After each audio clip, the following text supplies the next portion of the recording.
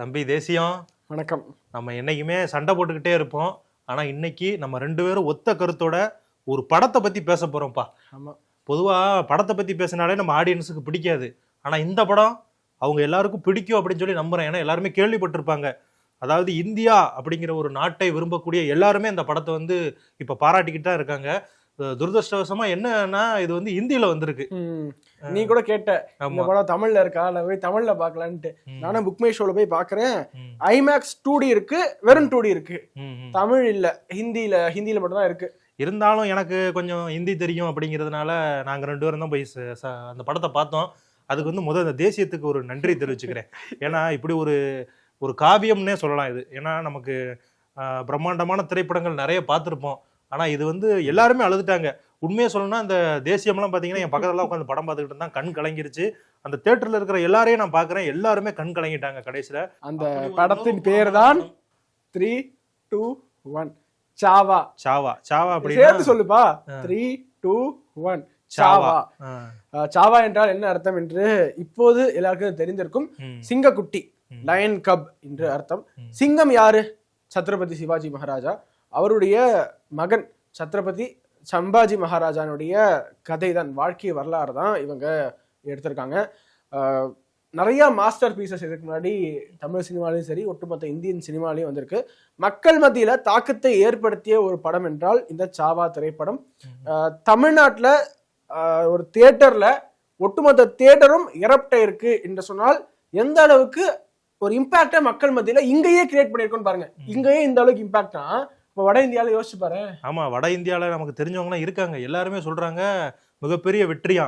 அதாவது ஏற்கனவே நம்ம பாகுபலி பார்த்துருப்போம், அதே மாதிரி RRR, RRR இந்த மாதிரியான படங்கள் தான் அதிகமான வசூல் ஈட்டுச்சு அப்படின்னு சொல்லி சொல்றாங்க. அதெல்லாம் பேன் இந்தியா படங்கள். ஒரு மொழியில மட்டுமே வெளியே இருக்கக்கூடிய இந்த சாவா திரைப்படம் பார்த்த அப்படின்னா அந்த வசூலெல்லாம் பீட் பண்ணிரும் அப்படின்னு சொல்றாங்க. இது வேற இன்னும் கொஞ்ச நாள் கழிச்சு கண்டிப்பா அந்த படம் ஹிட் ஆயிருச்சுன்னு வச்சுக்கோங்க. அதை மொழி மாற்றம் பண்ணி டப்பிங் பண்ணி தமிழ், தெலுங்கு உள்ளிட்ட மொழிகள்லாம் வெளியிட்டு இருக்கலாம் என்பதுதான் நம்மளுடைய கருத்தாக இருக்கு. அதாவது நீங்க ரிலீஸ் பண்றீங்க, மக்கள் மத்தியில ஒரு வரவேற்பு இருக்கும் என்று தெரியும். அப்போது மற்ற மொழிகள்லயும் இப்போ ஒரு ஹிந்தி பெல்ட்ல கொஞ்சமா தெரியும் சத்ரபதி சிவாஜி யாரு, சம்பாஜி யாருன்ட்டு. ஆனா தெரியாத மாநிலங்களான தமிழ்நாடு, இன்னும் நிறைய மாநிலங்கள் இருக்கு, ஹிந்தி பேசாத மராட்டி மாநிலத்திற்கு கொஞ்சம் தள்ளி இருக்கக்கூடிய மாநிலங்கள். அங்கெல்லாம் கொஞ்சம் தமிழ்ல இல்ல மற்ற மொழிகள்ல மொழிபெயர்த்து வெளியிட்டு நல்லா இருந்திருக்கும். பட் ஆஸ் அ ஹோல் பாத்தீங்கன்னா நம்ம ஒரு பிரம்மாண்டம் என்று சொல்லிட முடியாது. ஒரு பிரம்மாண்டமா எடுத்திருக்காங்கன்னு சொல்ல முடியாது. ஆனா எங்கேயுமே எக்ஸாஜரேஷன் என்பது கிடையாது. மிகைப்படுத்தி சொல்றது, கதைக்காக கதை களத்தை மாத்தி திரும்பவாதங்களை புகுத்தி அந்த மாதிரி கிடையாது. என்ன நடந்ததோ உள்ளதை உள்ளபடியே இந்த கதையில சொல்லியிருக்காங்க. நீங்க அனைவரும் படத்தை பார்க்க வேண்டும் என்பதனால கதை களத்தை நாங்க பிரேக் பண்ணல. ஆரம்பத்துல இருந்து கடைசி வரைக்கும் நாங்க நோட்லாம் பண்ணிட்டு வந்தோம். அங்க படம் ஓடிட்டே இருக்கும்போது நான் நோட் பண்ணிக்கிட்டே இருந்தேன். அதெல்லாம் நான் பிரேக் பண்ண விரும்பல. ஏன்னா கதையினுடைய அந்த ஃப்ளோவை நான் பிரேக் பண்ணிட்டா உங்களுக்கு படம் பார்க்கும்போது சுவாரஸ்யமாக இருக்காது என்பதனால நாங்க ஒரு பிராட் ஐடியாவா என்ன கதை என்பதை நம்ம சொல்லிடலாமா? கதை சொல்றதுக்கு முன்னாடி நான் ஒரு விஷயத்த சொல்லிடுறேன். அதாவது நீ சொன்ன தெரியுமா, அதாவது சிவாஜி அவர்களுடைய மகன் அப்படின்னு. நமக்கெல்லாம் சிவாஜி அவர்கள், வீர சிவாஜி அவர்கள் எவ்வளவு பெரிய மாவீரர் அப்படின்னு தெரியும். இதை வந்து தமிழ்ல வெளியிட்டிருக்கலாம், இவருடைய வரலாறு நமக்கு தெரிஞ்சிருக்கணும், இந்த படம் வந்துதான் தெரிஞ்சிருக்கணும் அப்படிங்கிற ஒரு சூழல் இப்படி இருக்கு. ஆனா இதுதான் மிகப்பெரிய துரதிருஷ்டவசமான ஒரு இது. ஏன் அப்படின்னா இப்படிப்பட்ட ஒரு மாவீரர் இந்து மதம்னு சொல்ல முடியாது, இந்தியாவை காப்பாற்றுறதுக்காண்டி அவர் வந்து அவருடைய உயிரை தியாகம் பண்ணியிருக்காரு. அதை நம்மளுடைய பாட புத்தகங்களே இடம்பெற்றிருக்க வேணும். நம்மளாம் என்ன படிச்சிருக்கோம், முகலாயர்கள் வரலாறு, பிரிட்டிஷார்கள் வரலாறு இதெல்லாம் படிச்சிருக்கோம். ஆனா மராத்தியர்களுடைய வரலாற்றுல இந்த பாடமும் கண்டிப்பா இடம்பெற்றிருக்கணும் அப்படிங்கிறது எல்லாருடைய கோரிக்கையுமே ஞாபகம் இருக்கு. நீங்க பாட புத்தகம் என்று குறிப்பிட்டதுனால டெல்லி சுல்தானேட் என்பது எனக்கு வந்து CBSE 9th ஸ்டாண்டர்ட் பாடத்திட்டமாக இருந்தது. மனப்பாடமா சொல்லுவேன், எங்க இருந்து ஆரம்பிச்சு எது வரைக்கும் சுல்தானேட் இருந்தது. பாபர் எப்படி இப்ராஹிம் லோடியை தோற்கடித்து விட்டு அதற்கு பிறகு முகலாய பேரரசை நிறுவினாரு, இப்ராஹிம் லோடி, அதுக்கப்புறம் அலாவுதீன் கில்ஜி, அந்த ஒட்டுமொத்த சுல்தான் வம்சாவளி, அதற்கு பிறகு பாபர்ல இருந்து ஆரம்பித்த அந்த முகலாய வம்சாவளி என்று யாருடைய அப்பா யாரு, யாருடைய மகன் யாரு என்பது இப்போதும் கூட நம்மளுடைய மாணவர்களுக்கு ஃபிங்கர் டிப்ஸ்ல இருக்கும். ஆனா அவர்கள் யாருமே ஆக்கிரமிப்பாளர்கள். அவர்கள் செய்த இந்த கொடூரங்கள் என்பது அப்படியே மறைக்கப்பட்டன. அது மறைக்கப்பட்டதுனால்தான் இங்க ஒரு காமனான நரேட்டிவ் இருக்கு இல்லையா, இஸ்லாத்தை இங்க இருக்கக்கூடிய இந்தியர்கள் ரொம்ப போய் விருப்பப்பட்டு ஏத்துக்கிட்டாங்க என்று. ஆனா அந்த ஒரு வரலாறு எல்லாம் குறிப்பிடப்பட்டிருந்தால் எவ்வளவு இங்க வந்து கொடூரங்கள் இழைக்கப்பட்டன, ஜிஸ்யா வரி இருந்தது, அது இந்த படத்துல குறிப்பிட்டிருப்பாங்க. அதாவது நீங்க வந்து நான் முஸ்லிமா இருப்பதற்காகவே ஒரு வரி, உங்களுக்கு 2 ஆப்ஷன் பா, அதிகமாக வரி செலுத்துங்க, இல்லனா கன்வெர்ட் டு இஸ்லாம் என்று 2 ஆப்ஷன் கொடுத்தா இங்க இருக்கக்கூடிய ஏழை எளிய மக்கள் என்ன முடிவு எடுப்பாங்க? அப்படி இருந்துமே ஒரு 100 ஆண்டுக்கும் மேல, ஒரு 1000 ஆண்டுகள் இந்த தேசம் ரெசிஸ்ட் பண்ணி பெரும்பாலான ஒரு ஹிந்து தேசமாக இருக்கிறது என்று சொன்னால் அதுக்கு மிக முக்கியமான காரணம் சிவாஜி மகாராஜா, சம்பாஜி மகாராஜா போன்ற மா வீரர்கள். ஸோ என்னை பொறுத்த வரைக்கும் பார்த்தீங்க அப்படின்னா, அதாவது இந்த வரலாறை வந்து ஒரு பக்கம் வச்சிடலாம். அதாவது வரலாறு அப்படிங்கிறது நடந்துருச்சு, இந்த படம் எப்படி இருக்கு அப்படிங்கிறத முதல்ல பார்த்துக்கலாம். இதுல வந்து ஹீரோவா, அதாவது சம்பாஜி மகாராஜா வந்து நடிச்சிருக்கிறது யாரு அப்படின்னு பார்த்தீங்கன்னா விக்கி கௌசல் அவர்கள். விக்கி கௌசல் அப்படின்னாலே நமக்கெல்லாம் என்ன தெரியும்? உனக்கு எப்படின்னு தெரியல, எனக்கு தெரியும்னா கத்ரீனா கைஃபோட ஹஸ்பண்ட் அப்படிங்கிற மாதிரி தான் தெரியும். எனக்கு வந்து உரி படத்துல நடிச்சாரு அப்படின்னு எனக்கு விக்கி கௌசல்னாலே உரியில் நடிச்சிருப்பாரு, சர்ஜிக்கல் ஸ்ட்ரைக் நடிச்சிருப்பாரு, அதான் டக்குனு மைண்டுக்கு வருது. ஆனா நமக்கெல்லாம் அந்த அளவுக்கு தெரியல. அவரை வந்து பார்த்திருக்கோம், இந்த உத்தம் சிங்கா, சர்தார் உத்தம் அந்த படத்துல எல்லாம் நடிச்சிருக்காருன்னு தெரியும். ஆனா இப்படி வந்து அவருடைய நடிப்பு திறமையை வெளிப்படுத்துறதுக்கு இந்த கேரக்டர் வந்து அவருக்கு ரொம்ப யூஸ்ஃபுல்லா இருந்திருக்கு. செமையா நடிச்சிருக்காரு அப்படின்னு தான் சொல்லணும். சம்பாஜி அவர்களாவே வாழ்ந்திருக்காரு அப்படின்னு சொல்லலாம். அதே மாதிரி அக்ஷய் கண்ணா இப்படி நடிச்சிருப்பாரு, நீ கேள்விப்பட்டிருப்பியா? ஏன்னா அவுரங்கசீப் அப்படின்னாலே எல்லாருக்கும் தெரியும். நீயே கூட சொன்ன பிரம்மாண்டமான ஒரு தோற்றம் வேணும், இவர் எப்படி சீக் வந்தவர் மாதிரி இருக்காரு அப்படின்னு சொன்னேன். இல்ல, எனக்கு அந்த கேரக்டரை பார்க்கும்போது அவுரங்கசீப்ங்கிற ஒரு ஃபீலே வரல, யாரா ஒரு காமெடி பீஸுங்கிற மாதிரி இருந்தது அந்த ஒரு தோற்றம். அவுரங்கசீப் என்றாலே அவரை பற்றி எழுதப்பட்ட குறிப்புகள், புத்தகங்கள் எல்லாத்தையும் படிச்சோம்னா ஒரு ஆஜானுபாக பெரிய உருவம் கொண்டவர், அப்படியே கம்பீரமாக இருப்பாரு. ஆனா அவரை பார்த்தாலே ஒரு வில்லன் ஃபீலே வரல, காமெடியன் ஃபீல் தான் வருது. உனக்கு அப்படி இருது. ஆனா எனக்கெல்லாம் பார்த்தீங்கன்னா அக்ஷய் கண்ணா வந்து அந்த காலத்துல நான் சின்ன வயசுல எல்லாம் படம் பார்த்திருக்கேன். அதனால உனக்கு அப்படி இருக்கு. தாளம்னு ஒரு படம் வரும்பா, எங்கே என் புன்னகை எவர் கொண்டு போகுது, செமையா இருக்கும் அந்த பாட்டுலாம். அப்படியே அங்கங்க நடப்பாரு, பெரிய நடிகர் அவரு, ஒரு காலத்துல பெண்களுடைய மனதை கவர்ந்தவர். ஆனா அவர் இப்படி ஒரு கொடூரமான தோற்றத்தை எடுத்து நடிச்சிருக்காரு, செமையா நடிச்சிருக்காருன்னு தான் சொல்லணும். ஏன்னா அவருடைய கேரக்டர் அவர் வந்து ரொம்பவே நல்லா பண்ணியிருக்காரு. இன்னொன்னு சொல்லணும்னா, இந்த படத்துடைய டைரக்டர் வந்து லக்ஷ்மண், அவருமே ரொம்ப ஹோம்ஒர்க் பண்ணியிருக்காராம். அதாவது உண்மையாவே அவுரங்கசீப் எப்படி இருந்தாரு அப்படிங்கிறத பார்த்துட்டு தான் இதெல்லாம் வச்சிருக்காங்க. கதைக்களம் எப்படி ஆரம்பிக்குது அப்படின்னு ஆரம்பிப்போமா?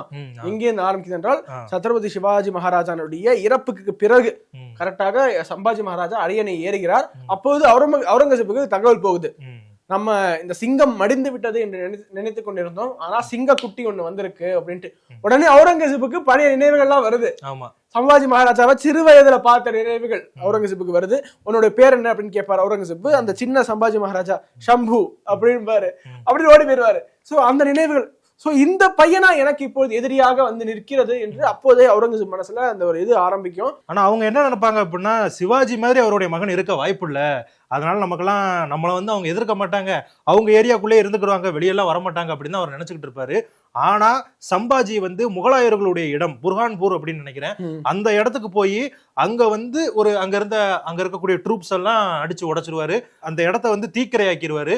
அது மட்டும் இல்லாம அங்க ஒரு ஃபைட் இருக்கும், அந்த ஃபைட்லாம் உண்மையிலே தரமான ஒரு ஃபைட் இருக்கும். சிங்கம் கூட வந்து சண்டை போடுற மாதிரி அந்த சிஜி எல்லாம் செமையா பண்ணியிருந்தாங்க. அதுக்கப்புறமா சம்பாஜி அவர்கள் அவருடைய எல்லையை எப்படி விரிவுபடுத்துறாரு அப்படிங்கறது அந்த படத்துடைய கதை. இந்த கதையில நான் முக்கியமாக பார்க்கிறது இந்த புர்ஹான்பூர் ஃபோர்ட் அப்படிங்கிறது ஒரு முக்கியமான ஃபோர்ட். ஒரு அவுட் ஆஃப் த கான்டெக்ஸ்ட் போய் ஒரே விஷயம் சொல்லிக்கிறேன். இப்ப சமீபத்துல அந்த புர்ஹான்பூர் ஃபோர்ட்டை வக்பு வாரியம் கிளைம் பண்ணுச்சு. அதுக்கு வந்து மத்திய பிரதேசத்தினுடைய ஹைகோர்ட் நீதிபதி சொல்றாரு, என்ன நினைச்சுக்கிட்டு இருக்கீங்க, இப்படியே போனா ஒட்டுமொத்த இந்தியாவும் கிளைம் பண்ணிடுவீங்களா எங்களோடது அப்படின்ட்டு ஒரு காட்டமான விமர்சனமா வைத்திருப்பாரு. அப்படி ஒரு ரொம்ப பழமை வாய்ந்த ஒரு ஃபோர்ட் அந்த புர்ஹான்பூர் ஃபோர்ட் என்பது. சோ அந்த புர்ஹான்பூர் ஃபோர்ட்ல இவர், அதாவது முகலாய பேரரசுடைய ஒன் ஆஃப் த மெயின் தூண் அது. அதை கேப்சர் பண்ணோன்னே அவுரங்கசீப்புக்கு ரொம்ப கோபம் வந்துரும். நேரா போவாரு புர்ஹான்பூர் ஃபோர்ட்டுக்கு. அங்க யாரு படை தளபதி, யாரு இவன் தானே அப்படின்னு டக்குன்னு அவரை கொன்றுவாரு.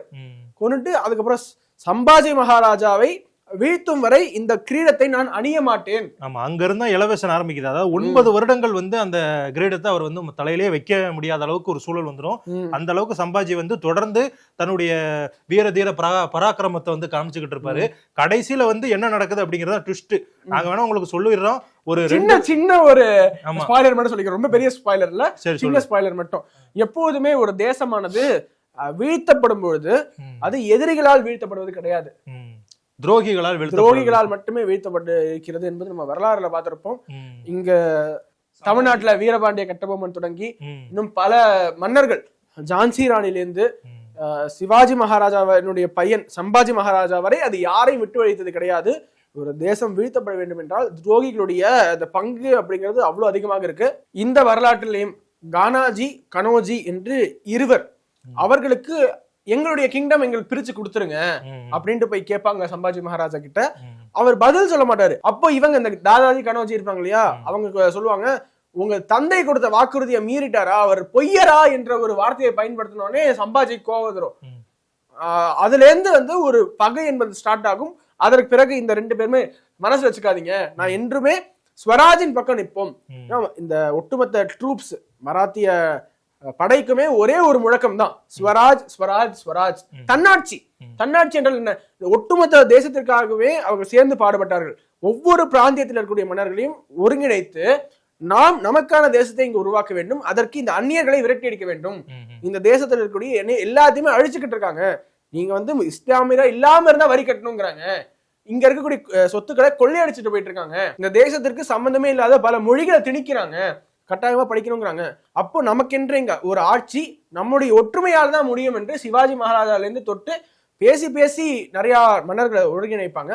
ஆனா இந்த 2 மன்னர்கள் என்ன பண்ணுவாங்கன்னா, சம்பாஜி மகாராஜா எங்க இருக்கிறார் என்கிற அந்த ஒரு தகவலை லீக் பண்ணிடுவாங்க. ஸோ அந்த நேரத்துல தான் இவர் கூட சொல்லுவார், அதாவது சம்பாஜி அவர்களுடைய தளபதி ஒருத்தர் இருப்பார், அதாவது ஒரு புலவர்னு நினைக்கிறேன், அவர் கவிதைகள்லாம் சொல்லிக்கிட்டு இருப்பாரு. அவர் சொல்லுவாரு, நீங்க எங்க இருந்து தப்பிச்சு போயிருங்க, நாங்க பாத்துக்கிறோம், நாங்க இந்த ட்ரூப்பை சமாளிச்சிடறோம், நீங்க போய் வேற இடத்துல இருந்து. அவருடைய மெயினான கேபிட்டல் ராஜ்கட் நினைக்கிறேன், ராஜ்கட்டுக்கு போய் நீங்க போய் அங்க தஞ்சாம்புக்கு வந்துருங்க, நாங்க இவங்க சமாளிச்சுக்கிறோம். அதாவது ஒரு 600ல இருந்து 700 வீரர்கள் தான் இவங்க இருப்பாங்க. ஆனா அந்த முகலாய இது கிட்ட ஒரு 10,000 2,50,000. ஆனா வந்த 10,000 தான் வந்திருப்பாங்க. அந்த படை கூடவே பாத்தீங்கன்னா, முகலாய படை கூடவே இந்த 2 துரோகிகளும் வருவாங்க. ஆமா, துரோகிகள் தீப்பந்த வச்சுட்டு வாங்க நான் கூட்டிட்டு போறேன் அப்படின்னு கூட்டிட்டு போயிட்டு இருப்பாங்க. ஒரு 9 ஆண்டுகள் சிம்ம சொப்பனமாக ஒரு கொரில்லா வார்ஃபேர் பண்ணுவாங்க சம்பாஜி மகாராஜாவுடைய ட்ரூப்ஸ். அதை பத்தி நீங்க சொல்லுங்க. ஆமா, அந்த சண்டை பாத்தீங்க அப்படின்னா நமக்கு என்ன சொல்றது, இதுவரை நம்ம படங்கள், வரலாற்று படங்கள் அப்படின்னாலே மிகப்பெரிய கப்பல் சண்டை, அந்த சண்டை இந்த சண்டை பாகுபலி பார்த்திருப்போம். இது வந்து ஒரு அரண்மனைக்குள்ள, ஒரு சின்ன அரண்மனை தான், அந்த சின்ன அரண்மனைக்குள்ள ஒரு 10,000 பேர் இருந்து சண்டை போட்டா எப்படி இருக்கும் அப்படிங்கறத ரொம்ப தத்ரூபமா காமிச்சிருப்பாங்க. நம்ம ஊர்ல எல்லாம் பாத்தீங்க அப்படின்னா சண்டை வந்து படத்துல போடுற மாதிரி எல்லாம் போட மாட்டாங்க, சும்மா கல்லை விட்டு எறிகிறது, கம்பு வச்சு அடிக்கிறது, அந்த மாதிரி தான் இருக்கும். இந்த சண்டையுமே அவ்வளவு தத்ரூபமா இருந்துச்சு. உதாரணத்துக்கு சொல்லணும் அப்படின்னா, நம்ம தமிழ்ல வந்து நிறைய பிரம்மாண்டமான படங்கள் பார்த்திருப்போம், ஆனா எதுவுமே வந்து பாத்தீங்க அப்படின்னா நம்மளுக்கு நெருக்கமா இருக்காது.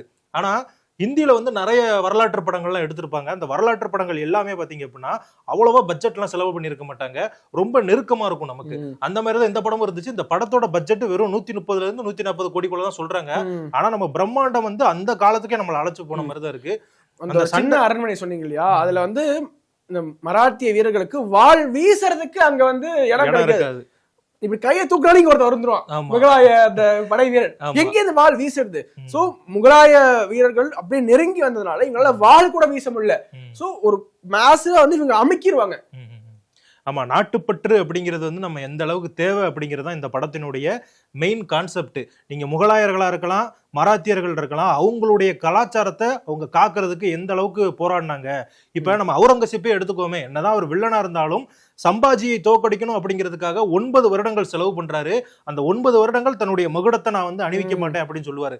கடைசியில அவர் வெற்றி பெற்றாரு அப்படின்னு தெரிஞ்சதுக்கு அப்புறமா அந்த மகுடத்தை போய் அவர் கெட்டி பிடிப்பாரு பாத்தீங்களா, அந்த இடம் தான் அவருடைய கண்ணுல வந்து தெரியும். அதாவது என்ன சொல்றது, ஒரு சாதித்த வெறி தெரியும். அதுக்கப்புறம் பாத்தீங்க அப்படின்னா இந்த அவுரங்கசீப்போடைய அந்த திருப்தி கிடைக்காது அவருக்கு. வந்து நான் வெற்றி பெற்றுட்டேன் அப்படின்னு அவரால் உணரவே முடியாது. அந்த அளவுக்கு தான் சம்பாஜி அவர்களுடைய செயல்பாடுகள் இருக்கும். உன்னுடைய முகத்துல நான் பயத்தை பார்க்கணும் அப்படின்னு சொல்லிட்டு அவுரங்கசீப் சொல்லுவாரு. ஆனா அவர் கடைசி வரைக்கும் தன்னுடைய முகத்துல பயத்தை காட்டவே மாட்டாரு. அதை பத்தி கிரண் சொன்னா நல்லா இருக்கும் அப்படின்னு நினைக்கிறேன். ஏன்னா அந்த சீன்ல தான் கிரண் வந்து அழுது சீன். நீங்க சொல்லுங்க, ரொம்ப உணர்வு பூர்வமா இருந்துச்சு, ஏன் அந்த சீனுக்கு அழுதிங்க சொல்லுங்க. முன்னாடி சிவாஜி மகாராஜா பத்தி படிச்சிருக்கோம், சம்பாஜி மகாராஜா பத்தி படிச்சிருக்கும், படித்ததற்கும் அங்கு நேரில் பார்ப்பதற்கும் உள்ள இம்பாக்ட் இருக்கு இல்லையா. இப்ப எத்தனையோ ராணுவ வீரர்களுடைய கதைகளை நம்ம கேள்விப்பட்டிருப்போம். ஆனா அமரன் என்ற ஒரு படம் வந்த உடனே அந்த கிளைமேக்ஸ்ல கலங்காதவர்கள் என்பது ரொம்ப ரொம்ப குறைவு. எல்லாருமே கலங்கிட்டாங்க. வெளியில வந்து பேட்டி கொடுத்தவர்கள் எல்லாமே அழுதுகிட்டே பேட்டி கொடுத்தாங்க. அந்த மாதிரி நமக்காக எவ்வளவு கஷ்டப்பட்டு இந்த தேசத்தை ஒரு 1000 ஆண்டுகளுக்கு காத்திருக்காங்க. அவர்களுடைய அந்த தியாகத்தினுடைய ஒரு வெளிப்பாடு தான், தியாகத்தினுடைய ஒரு ரிசல்ட் தான் நாம் இன்று வரை சுதந்திர காற்றை சுவாசித்துக் கொண்டிருக்கிறோம். இல்ல இந்தியாவுடைய திசை எந்த பக்கம் போயிருக்கும் தெரியாது. அந்த சண்டை போட்டே இருக்காங்க. அந்த சம்பாஜி மகாராஜா மேல ஈட்டி எறிறாங்க, வாள் வீசுறாங்க, வில்லம்பு கொண்டு அடிக்கிறாங்க. இப்படி பல பேர் சேர்ந்து சம்பாஜி மகாராஜாவை சிறை பிடிக்கிறாங்க. சிறை பிடிக்கிறாங்க. ஏன்னா அவர் அடிச்சுக்கிட்டே இருப்பாரு. இவர்களுடைய கைகள் கட்டப்பட்டா மட்டும் தான் நம்மளால ஜெயிக்க முடியும்னு தெரிஞ்சு பெரிய சங்கிலியை கொண்டு வந்து டப்புன்னு போட்டு கைது பண்றாங்க. கைது பண்ணி கொண்டு போயிட்டு இருக்காங்க. அப்போ வந்து சம்பாஜி மகாராஜா கடைசி ஒரே ஒரு ஆள் மட்டும் தான் வந்து மிச்சம் இருப்பாரு. ஆமா, அவரும் அவருடைய தளபதியும் இருப்பாங்க. அந்த தளபதியும் கொஞ்ச நேரம் கழிச்சு கொண்டுருவாங்க. இவரை கொண்டு போய் கட்டாயப்படுத்துறாங்க. நீ வந்து என்கிட்ட மன்னிப்பு கேளு, அப்படி இல்லைன்னா உன்னுடைய முகத்துல வந்து பயம் தெரியணும் அப்படின்னு இவரை கட்டாயப்படுத்துவாங்க. கொஞ்சம் கொஞ்சமா கொடுமை பண்ணுவாங்க. ஃபர்ஸ்ட் என்ன அந்த கொடுமைகள்லாம் நம்ம இங்க சொல்ல வேண்டாம்னு நினைக்கிறேன். எவ்வளவு கொடுமை பண்ணாலும் கடைசியில பாத்தீங்க அப்படின்னா அவர் கண்ணுல ஒரு என்ன சொல்றது, சூடான இரும்ப கொண்டு கண்ணை புடுங்குவாங்க. முதல்ல கட்டி போட்டிருப்பாங்க. கட்டி போட்டு நகங்களை ஒவ்வொன்றாக பெயர்த்து எடுப்பாங்க. அதற்கு பிறகாக ஒவ்வொரு விரல்களாக கட் பண்ணுவாங்க. ஒவ்வொரு விரலா கட் பண்ணுவாங்க. அவர் வந்து விரலை காட்டுவார். இப்படி அவங்க வந்து விரலை வந்து வெளியே எடுக்க ட்ரை பண்ணுவாங்க. அவங்களால எடுக்க முடியாது. ஆனா இவர் வந்து இப்படி காட்டுவாரு, நீங்களே எடுத்துக்கோங்க அப்படின்னு. நாக்க புடுங்குவாங்க. அதே நாக்க வெளியே நீட்டுவாரு, எடுத்துக்கோங்க அப்படின்னு. கண்ணு கிட்ட வரும்போது சூடான அயன் ராட் வச்சு, ஆமா, அந்த அவர் சொல்லுவாரு, முகலாய தளபதி சொல்லுவாரு, உங்க கண்ணை மூடுங்க, எனக்கே ஒரு மாதிரி இருக்கு அப்படின்னு. நான் வந்து இது பண்ண மாட்டேன், நீ சொருகுன்னா சொருகிக்கோ அப்படிங்கிற மாதிரி. எனக்கு என்னன்னா, நம்ம வந்து நிறைய இந்த சுதந்திர போராட்ட வீரர்கள்லாம் பத்தி பேசியிருக்கோம். ஆனா சுதந்திர போராட்ட வீரர்களை விட அதிகமா போற்றத்தக்க கூடியவங்க தான் இவங்க. ஏன்னா இவங்களுமே நம்ம நாட்டுடைய சுயராஜ்யத்துக்காக தான் போராடி இருக்காங்க. நம்மளுடைய கலாச்சாரத்தை காப்பாற்றுறது அப்படிங்கிறது அவங்களுடைய முதல் குறிக்கோளா இருந்திருக்கு. ஆனா இவங்களை பத்தி நம்ம இதுவரைக்கும் தெரியாம இருந்தது நம்மளுடைய என்ன சொல்றது, நம்ம தான் அவமானப்படணும். ஏன்னா யாரையோ பத்தி படிக்கிறோம், வெளிநாட்டுல இருக்கக்கூடிய ஹிட்லரை பத்தி படிக்கிறோம், முசோலினியை பத்தி படிக்கிறோம், சேகுவேராவை பத்தி எல்லாம் படிக்கிறோம். ஆனா இவங்க வந்து நம்ம நாடு, அவங்க மட்டும் இல்லை அப்படின்னா இன்னைக்கு நம்ம வந்து என் பேர் நடராஜனாவோ இவர் பேர் கிரணாவோ இருந்திருக்காது. அது வேற ஒரு பேரா இருக்க கூட வாய்ப்பு இருக்கு. ஸோ இது வந்து இன்னொரு பிரச்சாரமும் பரப்பப்படுது, இது வந்து முகலாயர்களுக்கு எதிரான படம் அப்படின்னு. அப்படியெல்லாம் கிடையாது. நம்மளுடைய வரலாற்றை அப்படியே பதிவு பண்ணியிருக்காங்க அப்படின்னு தான் சொல்லணும். ஏன்னா துரோகிகள் யாரு, அது இந்துல இருக்கக்கூடிய ஒருத்தர் தான் துரோகியா இருந்திருக்காரு. அதே மாதிரி அவங்க முகலாயர்லயும் ஒரு துரோகி இருப்பான். அவன் பேர் என்னது, அக்பர் தானே. அக்பர்னு அவருடைய சொந்தக்காரன் ஒருத்தர் இருப்பான். ஆமா, அது வந்து டெக்கான் மன்னன் அவன். அதாவது ஹைதராபாத் நிஜாம் டெக்கான் மன்னன் யாரோ ஒருத்தர். அக்பர் என்ன பண்ணுவாரு, உண்மையாகவே துரோகிகள் யாரு என்பதை சம்பாஜி மகாராஜாக்கு தெரியப்படுத்துவாரு. தெரியப்படுத்த பிறகு சம்பாஜி மகாராஜா அவருக்கு ஒரு வாக்குறுதி அளிப்பாரு, அவுரங்கசீப்பால உனக்கு எந்த ஒரு பாதிப்பு வராது, அதுக்கு நான் கேரண்டி என்று சொல்லிட்டு போவார். கடைசி வரைக்கும் அதை காப்பாத்துவாரு. இந்த வார்த்தையை வேற காப்பாத்துவாரு. இந்த சம்பாஜி மகாராஜாவுடைய கொடுமையை பொறுத்த வரைக்கும் அவர் முன்னாடி 3 நிபந்தனைகள் வைக்கப்படும். அதாவது ஒண்ணு, இந்த ஒட்டுமொத்த இந்துஸ்தானத்தினுடைய பேரரசர் ஜஹாம்பனா அவுரங்கசீப் தான் என்று ஒற்றுக்கொள்ள வேண்டும். ஒட்டுமொத்த முகலாய படையிடம் உன்னுடைய மராத்திய படையை சரணடைய வைக்க வேண்டும். எல்லா ட்ரெஷரி எங்களுக்கு தான் சொந்தம் என்று சொல்ல வேண்டும். 3வதாக நீ மதம் மாற வேண்டும் அப்படிங்கறது அந்த ஒரு இதுதான் நிபந்தனை. கடைசியில வந்து அவுரங்கசீப் கிட்ட வந்து இவ்ளோ பண்ணியுமே, இவ்ளோ கொடுமைகள் செய்துமே அப்படியே கல்லு மாதிரி நிக்கிறியே, நீ வந்து ஏன் பக்கம் இருக்கணும். எப்போ கண்ணை புடுங்கினதுக்கு அப்புறம் கை வரலாம் எடுத்ததுக்கு அப்புறம் வந்து பேசுவாரு. அப்போ வந்து ஒண்ணுமே தேவையில்லை, நீ வந்து மதம் மட்டும் மாறினா போறோம், நீ முகலாய சைடு வந்துடலாம் அப்படின்னு சொல்லுவாரு. அதுக்கு அந்த நிலையிலையும் சம்பாஜி மகாராஜா கணீர் குரல்ல இப்பவும் சொல்றேன், நீ என் பக்கம் வந்துரு, ஸ்வராஜின் பக்கம் வந்துரு, நான் உன்னை ஏத்துக்கிறேன், ஆனா நீ மதம் கூட மாற வேண்டாம் என்று சொல்லும் போது தியேட்டர்ல அந்த ரியாக்ஷனை பார்க்கணும். கிளாப்ஸ் பறந்துச்சு. ஆமா, எல்லாருமே ஜெய் பவானி ஜெய் பவானி வீர சிவாஜி அப்படின்னு கத்த ஆரம்பிச்சிட்டாங்க. ஜெகதம்னு கத்துறாங்க. ஜெகதம்பான்னு கத்துறாங்க. உங்களுக்கு பிடிச்ச டைலாக் அதுனா எனக்கு ஒண்ணு இருந்துச்சு. அதாவது அவுரங்கசீப் அவருடைய மகனை கொல்லுவாரு. கொன்னுட்டு என்ன சொல்லுவாரு அப்படின்னு பாத்தீங்கன்னா, எனக்கு மட்டும் சம்பாஜி மாதிரி ஒரு மகன் இருந்திருந்தான்னா இந்த உலகத்தையே நான் ஆண்டிருப்பேன்டா, ஆனா உன்ன மாதிரி ஒரு மகனை வச்சுக்கிட்டு இந்த இந்துஸ்தானை கூட என்னால ஆள முடியல அப்படிங்கிற மாதிரி சொல்லுவாரு. So the last Mughal emperor என்பது அவுரங்கசீப்போட முடியும். இப்போ நமக்கும் சேர்த்துதான் அவர்கள் போராடி இருக்காங்க. ஏன்னா நம்ம வரலாற்று பார்த்தோம்னா திருவண்ணாமலை கோவிலுக்கு ஒரு ஆபத்து என்றோடனே சத்ரபதி சிவாஜி மகாராஜா வந்து இங்க இருந்து மீட்பார் அந்த திருவண்ணாமலை கோவில. அதற்கு பிறகு நிறைய கோவில்களை இப்போ நார்த் இந்தியாவில பாத்தீங்கன்னா பெரிய பெரிய கோவில்கள் என்றால் கிடையாது, ரொம்ப கம்மியான கோவில்கள் தான். நம்மளுடைய தென்னிந்தியாவில இந்த அளவுக்கு கோவில்கள் அதிகமாக இருக்கிறது. குறிப்பாக தமிழ்நாட்டில் லேண்ட் ஆஃப் டெம்பிள்ஸ் என்று சொல்றோம்னா the northern kings resisted. டெக்கானுக்கு கீழே அவங்களால அந்த அளவுக்கு பெனிட்ரேட் பண்ணி வர முடியாததுக்கு மிக முக்கியமான காரணம், இந்த முகலாய பேரரசு வர முடியாத காரணம், மராத்தியர்கள் போன்ற மாவீரர்கள் தன்னுடைய உயிரை பணயம் வைத்து நம்மளை காப்பாற்றினார்கள். ஆமா, அதே மாதிரி நம்மளும் அவங்களுக்கு உதவிகள் பண்ணியிருக்கோம். தஞ்சாவூரை கூட சரபோஜி மன்னர்கள்லாம் ஆண்டிருக்காங்க. அதெல்லாம் ஒரு முக்கியமான விஷயமா இருக்கு. இன்னொரு முக்கியமான விஷயம் இந்த படத்துல இருந்து நம்ம தெரிஞ்சுக்க வேண்டியது என்ன அப்படின்னு பார்த்தீங்கன்னா, நம்முடைய கலாச்சாரத்தையும் நம்மளுடைய பழக்க வழக்கங்களையும் பாதுகாக்க வைக்கிறதுக்கு இந்த மகாராஜர்கள், அதாவது நமக்கு முன்னாடி வாழ்ந்த முன்னோர்கள் எந்த அளவுக்கு கஷ்டப்பட்டிருக்காங்க அப்படிங்கிறது தான் இதன் மூலமா ஒரு டேக்அவேவா நம்ம எடுத்துக்கலாம். ஸோ நாட்டுப்பற்று, தேசப்பற்று, நாம் இந்தியன். நீங்க கிரிக்கெட் விளையாடும் பொழுது கிரிக்கெட் பார்ப்பீங்க எல்லாரும் டிவியில, அப்ப இந்தியா ஜெயிக்கணும் அப்படின்னு நம்ம எல்லாருக்குமே ஒரு உணர்வு வரும். அதே மாதிரி உணர்வு தான் இந்த படத்துல வந்து நமக்கு கிடைச்சது. இன்னொரு முக்கியமான விஷயம் நான் திரும்பவும் சொல்றேன், ஏன்னா ஏற்கனவே நம்ம ஒரு தடவை சொல்லிட்டோம், இந்த படம் இஸ்லாமியர்களுக்கு எதிரான படம் அப்படின்னு ஒரு பரப்புரை வந்து பரப்பிக்கிட்டு இருக்கு. நாங்க உண்மையில சொல்றோம், நாங்க 2 பேரும் படம் பார்க்க போகும்பொழுது புர்கா போட்டுக்கிட்டு 2-3 லேடிஸ் எல்லாம் போனாங்க. அதாவது அவங்களுமே இந்த படத்தை ரசிச்சுக்கிட்டு இருக்காங்க. நம்ம வந்து இதை தப்பா நினைக்க வேண்டாம். நிறைய மகாராஷ்டிரா சேர்ந்தவர்கள், இஸ்லாமியர்கள் உட்பட சத்ரபதி சிவாஜி மகாராஜா என்று அவர்களுக்கு ஒரு தனி மரியாதை உண்டு. கண்டிப்பா. ஆனா நம்மளுடைய மாநிலத்துலதான் நீ நம்மளுடைய தமிழ் பேரரசர்களை பத்தி தப்பா பேசலாம். ராஜராஜ சோழனை பத்தி தப்பா பேசினா இங்க வந்து நம்ம எதுவும் சொல்ல மாட்டோம். ராஜராஜ சோழனுடைய நிலத்தை பிடிக்கிட்டாரு அப்படின்னு சொன்னா இங்க வந்து அது ஃப்ரீடம் ஆஃப் ஸ்பீச் என்று கருதப்படும். ஆனா மகாராஷ்டிராவில் போயிட்டோம்னா ஒருத்தரால கூட சத்ரபதி சிவாஜி மகாராஜாவை எதிர்த்து பேச முடியாது, அவருக்கு எதிராக பேசிவிட்டு இருந்து விட முடியாது. அந்த அளவுக்கு பற்று நமக்கும் வர வேண்டும் என்றால் என்ன, எனக்கு ஒரு ஆதங்கம். நம்மளுடைய தமிழ் பேரரசர்கள் தேசத்திற்காகவும் தர்மத்திற்காகவும் எத்தனையோ தொண்டாற்றிருக்கார்கள்.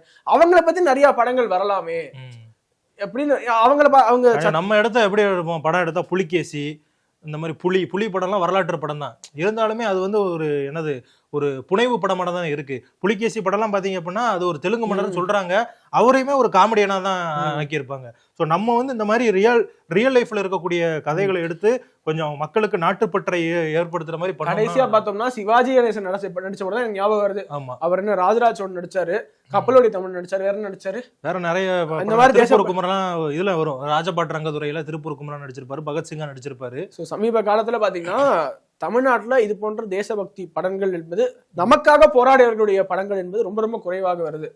ஆனா அந்த பக்கம் பாத்தீங்கன்னா சர்தார் உத்தம் வந்துச்சு, இப்போ வீர சாவர்கர் வந்தது, அதுக்கு முன்னாடி இப்ப வந்து சம்பாஜி மகாராஜாவுடைய கதை வந்திருக்கு. இப்படி ஒவ்வொன்றாக வந்துகிட்டே இருக்கு. இப்ப அமரன் வந்துச்சுல தமிழ்ல, அது வந்து ரொம்ப நாள் கழிச்சு. அவருமே ஒரு மிக என்ன சொல்றது, இந்திய தேசியத்தை வலியுறுத்தக்கூடிய ஒரு படமா தான் நான் பாக்குறேன். சோ இது போன்ற படங்கள் நிறைய வரணும் அப்படின்னா மக்கள் வந்து ஆதரவு கொடுக்கணும். நீங்களும் கண்டிப்பா இந்த படம் விரைவில் ஹிந்தில தமிழ்ல டப்பாய் வரும் அப்படின்னு சொல்லிட்டு நம்புறோம். இன்னொன்னு சொல்லிக்கிறேன், இங்கிலீஷ் சப்டைட்டில்ஸ் போட்டிருக்காங்க. ஆமா, சோ அதனாலதான் நமக்கு ஓரளவுக்கு படம் நாங்க எக்ஸ்பெக்ட் பண்ணவே இல்ல. அதாவது இங்கிலீஷ் சப்டைட்டில்ஸ் போடுவாங்கன்னு மகாபிரபு கூட கேட்டாரு, சப்டைட்டில்ஸ் தான் நான் வரேன். எனக்கு தெரியாது, யூசுவலி ஹிந்தி படத்துக்கு சப்டைட்டில்ஸ் போட்டதா நான் பார்த்து தியேட்டர்ல, எனக்கு போடுவாங்கன்னு தெரியல அப்படின்னு நான் சொன்னேன். அவரால் அன்னைக்கு வர முடியாத சிச்சுவேஷன். ஆமா, அதே மாதிரி இந்த வீடியோ முடிச்சிடலாம்ல. ஆமா, முடிச்சல. எனக்கு அது இன்னும் அந்த படத்தை பத்தி பேசணும் என்ற ஆர்வம். ஆனா நீங்க படத்தை பார்க்கணும். ஆமா, ஒரு முக்கியமான விஷயம், இந்த படத்துக்கு மியூசிக் பண்ணியிருக்கிறது ஏஆர் ரஹ்மான். நல்லா தான் பண்ணிருக்காரு, ஆனா கிரணுக்கு தான் நல்லா இல்ல அப்படின்னு சொல்லி சொல்றாங்க. இல்லங்க, அப்படி இல்லங்க, இன்னுமே கொஞ்சம் மாசா போட்டிருக்கலாமே. இப்ப பொன்னியின் செல்வன் எல்லாம் பார்த்தோம்னா மியூசிக்லாம் நல்லா இருக்கும். சோ இன்னுமே இந்த படத்துக்கு மியூசிக்கா ஒர்க் பண்ணிருக்கலாம் என்று என்னுடைய கருத்து. சீன்ஸ்லாம் நல்லா இருக்கு, ஒவ்வொரு சீனுக்குமே மியூசிக் வச்சு அப்படி எலிவேட் பண்ணிருக்கலாம், அது கொஞ்சம் மிஸ் ஆகுதோ என்னுடைய கருத்து. ஆமா, அதே மாதிரி இந்த வீடியோ முடிக்க போறப்ப ஒரு விஷயம் சொல்லிடுறோம், நாங்க வந்து ரிவ்யூவர்ஸ் எல்லாம் கிடையாது, அதனாலதான் ப்ரொஃபஷனலா எங்களுக்கு பண்ண தெரியல. ஆமா, பண்ண தெரியல, ஏதோ எங்களுக்கு தோன்றதான் இந்த வீடியோல பேசியிருக்கோம். நாங்க ஏதாவது மிஸ் பண்ணியிருந்தோம், நீங்க இந்த படத்தை பார்த்திருந்தீங்க, நாங்க ஏதாவது மிஸ் பண்ணியிருந்தோம் அப்படின்னா அதை கமெண்ட்ல சொல்லுங்க. நீங்க பார்க்கல அப்படின்னா போய் பாருங்க. அதே மாதிரி நீங்க பார்த்திருந்தீங்க அப்படின்னா உங்களுக்கு எந்த விஷயம் இந்த படத்துல பிடிச்சிருந்தது அப்படிங்கறதையும் கமெண்ட்ல சொல்லுங்க. ஏன்னா இந்த மாதிரி படத்தை நாம் ஆதரித்தால்தான் அதிகமாக படங்கள் வரும். ஆமா, நீங்க வந்து இல்ல தொடர்ச்சியாக இது போன்ற படங்களை நம்ம ஃபிளாப் ஆக்கிக்கிட்டே இருந்தோம்னா வராது. அதனால அதிகமாக ஆதரவு கொடுங்கள். அடுத்த தலைமுறை என்பது இதை பார்த்து வளரட்டும். இதுவரைக்கும் இந்த தலைமுறையெல்லாம் நம்மளுடைய வரலாறு தெரியாம வளர்ந்துட்டாங்க. இனிமே வரக்கூடிய தலைமுறையாவது வரலாறு தெரியட்டும். பாட புத்தகங்கள்ல இது மாதிரியான வீரர்களுடைய வரலாறு இணைக்கப்படட்டும் என்ற ஒரு கோரிக்கை. ஸோ கண்டிப்பா எல்லாரும் இந்த படத்தை பாருங்க அப்படிங்கிறதா நம்மளுடைய ஒரே கோரிக்கை. விரைவில் டப் பண்ணி வரும்னு நம்புவோம். வணக்கம். வந்தே மாத்திரம்.